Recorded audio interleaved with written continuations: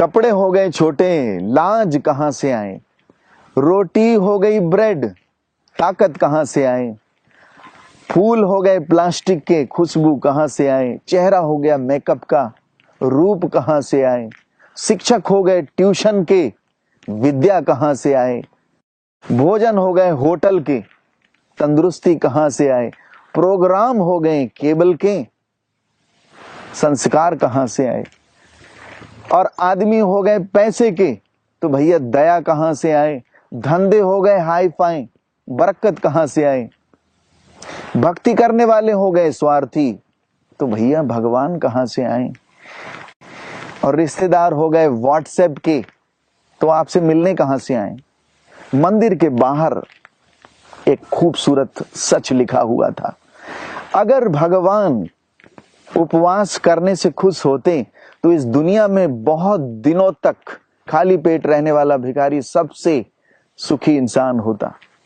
उपवास अन्न का नहीं, विचारों का करें। इंसान खुद की नजर में सही होना चाहिए, वरना तो दुनिया भगवान से भी दुखी है। चिड़िया जब जीवित रहती है तो चींटियों को खाती है, लेकिन वो जब मर जाती है तो चींटियां उसको खाती हैं। इसीलिए इस बात का ध्यान रखो कि समय और परिस्थितियां कभी भी बदल सकते हैं। इसलिए कभी किसी का अपमान मत करो और कभी किसी को कम मत आंको।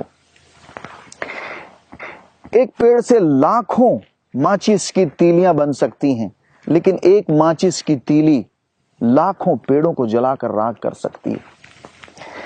कोई चाहे कितना भी महान क्यों ना हो जाए, पर कुदरत कभी किसी को महान बनने का मौका नहीं देती।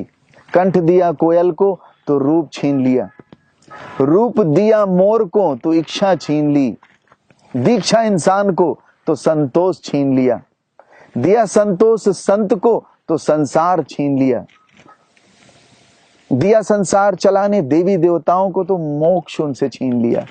मत करना कभी भी गुरूर, अपने आप पे इंसान। भगवान ने तेरे और मेरे जैसे कितनों को मिट्टी से बनाकर मिट्टी में मिला दिया। इंसान दुनिया में 3 चीजों के लिए मेहनत करता है। पहला, उसका नाम ऊंचा हो। दूसरा, उसका लिबास ऊंचा हो, अच्छा हो, सुंदर हो। तीसरा, मेरा मकान सबसे सुंदर हो। लेकिन जैसे वो मरता है, भगवान उसकी इन तीनों चीजों को ही सबसे पहले बदल देते हैं। पहला, उसका नाम हो जाता है मिट्टी। दूसरा, उसका जो लिबास है वो हो जाता है कफन।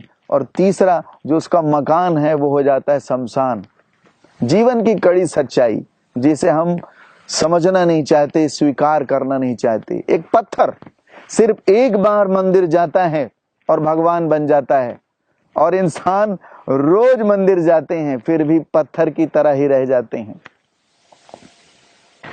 एक औरत बेटे को जन्म देने के लिए अपनी सुंदरता गंवा देती है, और वही बेटा अपनी एक सुंदर बीवी के लिए अपनी मां को त्याग देता है।